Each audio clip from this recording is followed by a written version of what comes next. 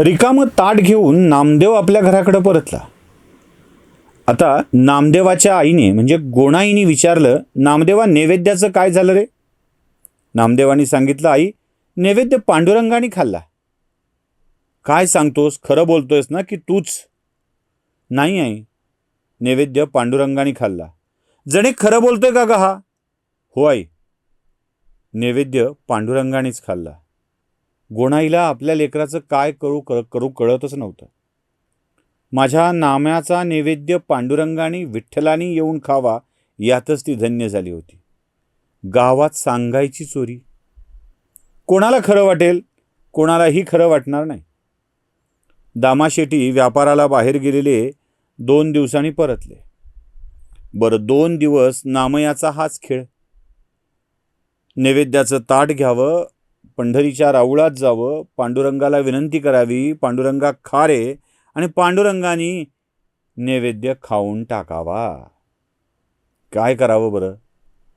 रोज रिकामं ताट घेऊन नामा येई आणि गोणाई काळीच भरून जाई. गोणाईच, माझं लेकरू पांडुरंगाला जेवू घालताय. दामाशेटी आले. त्यांनी आपल्या वस्त्रांचा सगळा गठ्ठा बाजूला ठेवला, कारण व्यवसाय वस्त्र विणून विकण्याचा.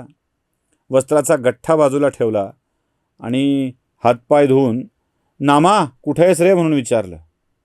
नामा आला आणि नामाला आता प्रत्येक बाप आपल्या लेकराला आपण नव्या आणलेल्या गोष्टी दाखवतो बघा, तशा नामदेवाला दामाशेटींनी वस्त्र दाखवायला सुरुवात केली. हे बघ, हे पैठणचं आहे, हे अजून कुठलं आहे? तेव्हा नामानी आपल्या वडिलांना काय विचारावं? म्हणाला, पिताजी यातलं रेशमी वस्त्र, उंची वस्त्र कोणतं आहे?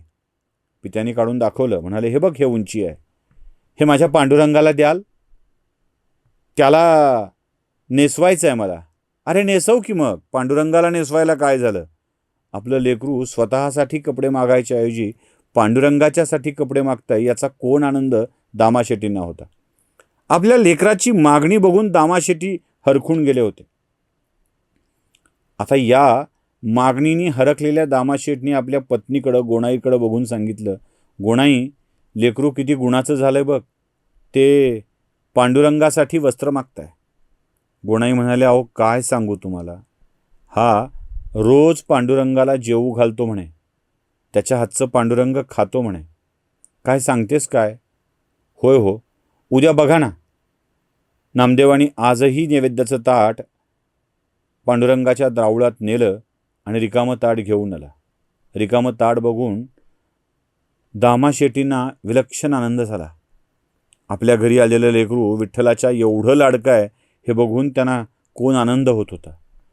पण दामाशेटींनी पत्नीला बजावून सांगितलं, बाई कोणाला सांगायचं नाही हं, लोक विश्वास ठेवणार नाहीत. कसा ठेवतील विश्वास? पांडुरंग कुठे कलियुगात येऊन खाईल का काही? पण आपल्या लेकराचं हे कौतुक त्यांना होतच. आता नामदेवाचं देवाच्या भक्तीचं वेड अधिकच वाढू लागलं होतं. आता दामाशेटी, गोणाई, जणी नामदेवाला देवपिसा म्हणू लागली होती. म्हणजे ज्याला विठ्ठलाचं पिसं लागलं आहे असा नामदेव.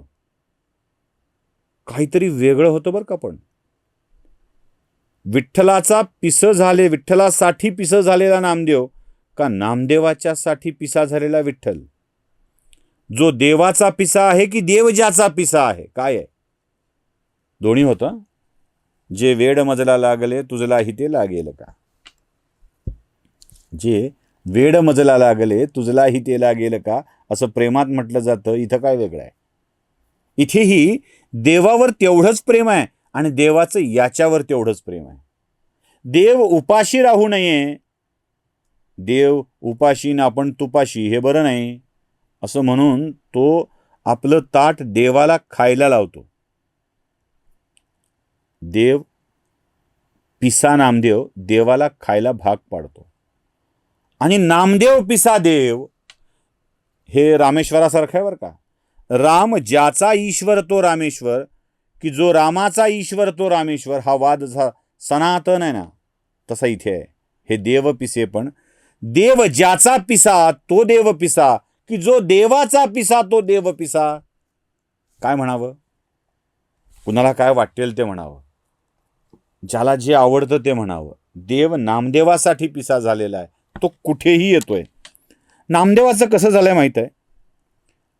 जरा असह्य झालं, अस्वस्थ वाटू लागलं की उठावं, देवाच्या देवळात जावं, मन भरून दर्शन घ्यावं आणि त्याच्यासाठी अभंग गावेत.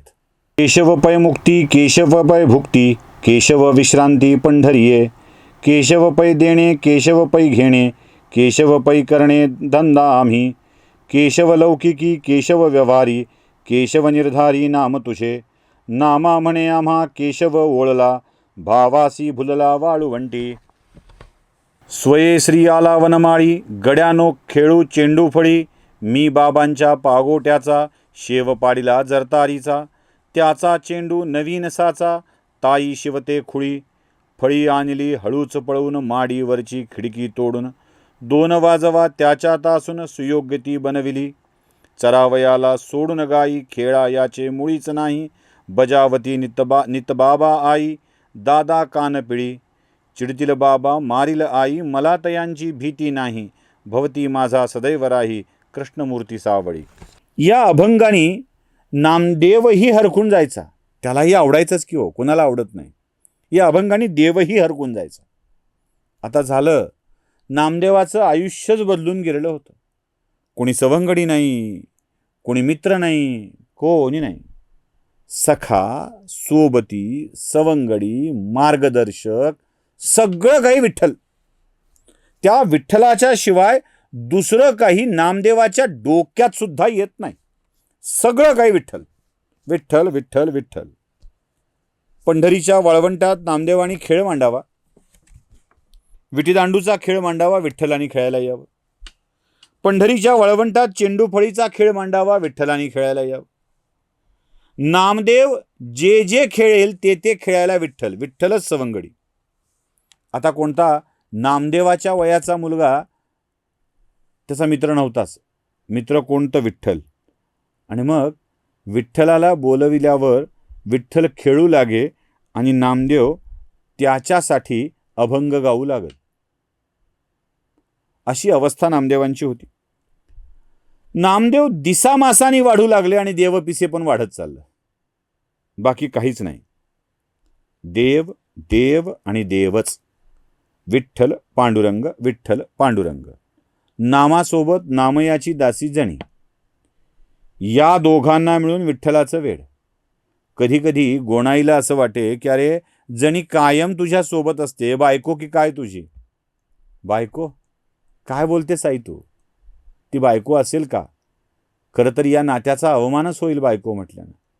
जणी माझ्यासाठी प्रत्यक्ष विठ्ठलाचं रूप आहे, रखुमाईचं रूप आहे, आणि जणीसाठी तो विठ्ठलाचं रूप. आता हे दोघं आणि तिसरा त्यांचा विठ्ठल. बस गप्पा मारायच्यात विठ्ठलाच्या बाबत, बोलायचंय विठ्ठलाच्या बाबत. जनी म्हणे नामा म्हणे, जनी म्हणे नामा म्हणे, एकापेक्षा एक अभंग. त्यांच्या बोलण्यातही हेच सुरू आहे. एका सकाळी तर दामा शेट्टीने उठून बघितलं की आपली ही 2 लेकरं एकमेकाशी बोलतायत आणि असल्या अध्यात्माच्या गोष्टी करतायत की ज्या गोष्टींचा विचार सुद्धा आपण करू शकत नाही. दामा शेट्टी डोळ्यात पाणी आणून म्हणाले, अरे कुठली लेकरं आहात रे बाळानं तुम्ही? कुठून आलात? दोघांनाही आपल्या उराशी कवटाळलं आणि दामा शेट्टी धन्य झाले.